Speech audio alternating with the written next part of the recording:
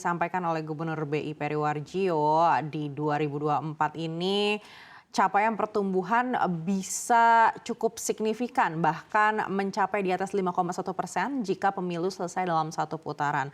Tapi secara bertahap, BI yakin pertumbuhan Indonesia akan berangsur-angsur menguat dan juga akan jauh lebih baik lagi di 2027. Namun menurut Anda, apa saja tantangan pertumbuhan ekonomi yang perlu diantisipasi pemerintahan baru ke depan? Apalagi kalau kita melihat pertumbuhan ekonomi di tahun lalu ini meleset dari target pemerintah.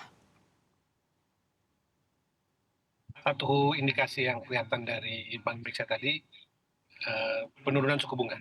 Itu salah satu faktor dari kebijakan moneter yang diharapkan bisa mendorong ekonomi dengan penurunan kita mungkin sebut BI rate, khususnya disebut dengan BI 7-day reverse repo rate, itu menjadi salah satu indikasi karena kebijakan moneternya akan mendukung peningkatan kredit dan kegiatan ekonominya sendiri untuk mencapai pertumbuhan ekonomi yang diharapkan tadi.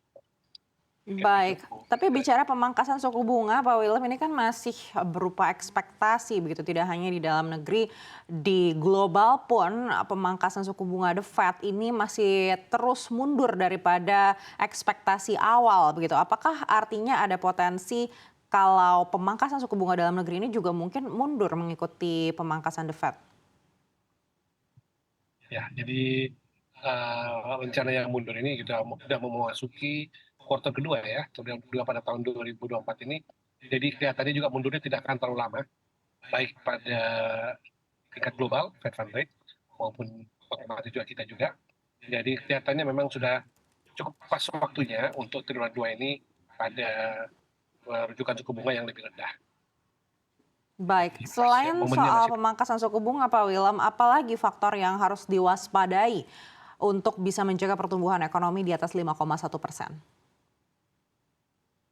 Ya, jadi patokannya itu di angka tadi estimasi ya, pertumbuhan ekonominya itu tadi optimisnya. Jadi ada angka yang pernah kita capai lalu, yaitu pada angka di atas 5, bahkan 7, bahkan 8%. Jadi yang kita butuh sekali ya, kalau dari APBN kita udah tahu angkanya, nanti yang kita butuh adalah kebijakan-kebijakan yang pastinya mendorong investasi, baik datang dari lokal dalam negeri maupun dari luar negeri. Karena kalau konsumsi itu tidak akan banyak bergerak, artinya dengan meskipun komposisinya bisa mencapai 55-60%, tapi pertumbuhannya mungkin bisa lebih tinggi lagi sedikit karena kita tahu pertumbuhan retail pun mengalami kenaikan di atas 10%, bahkan belasan persen. Jadi harapan kita ada terutama di investasi. Nah, kebijakan itu yang kita tunggu bagaimana mendorong investasi tadi. Sementara ekspor dan konsumsi asal di-maintain pada angka yang seperti pada tahun ini, 2023 kemarin, maaf, ya itu pencapaian itu kelihatan dari upaya mendorong investasi.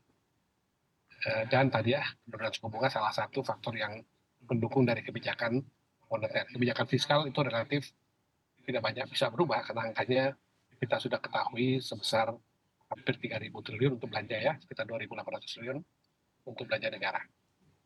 Kira-kira itu dulu sementara mengenai Baik, tapi arah kembali kebijakan. juga ditekankan oleh Bank Indonesia ini optimisme terjadi jika pemilu berlangsung satu putaran.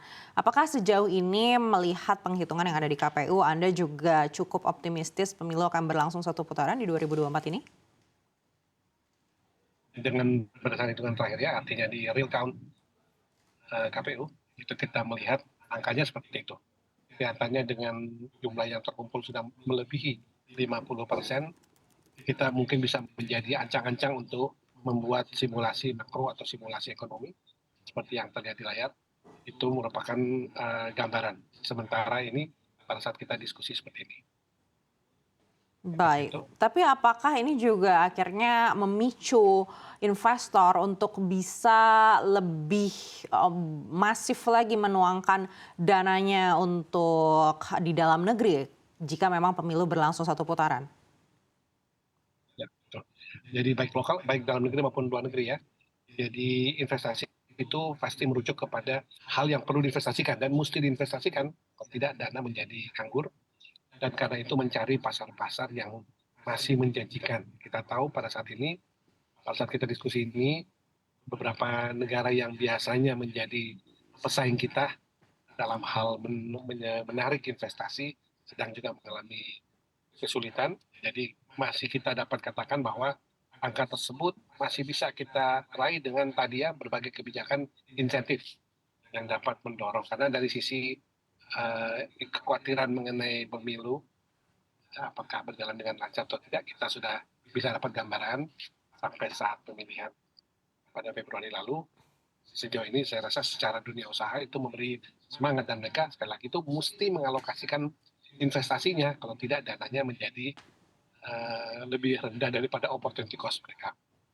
Baik, Mungkin gitu. apakah ini artinya capital inflow akan bisa kita lihat cukup signifikan di bulan-bulan ke depan nanti? Iya, baik. Jadi itu kelihatan dari kebijakan-kebijakan dalam gercepnya kebijakan dalam jangka pendek ya, dalam masa-masa, kalau sekarang kan masih dalam kabinet sampai bulan akhir tahunnya Oktober.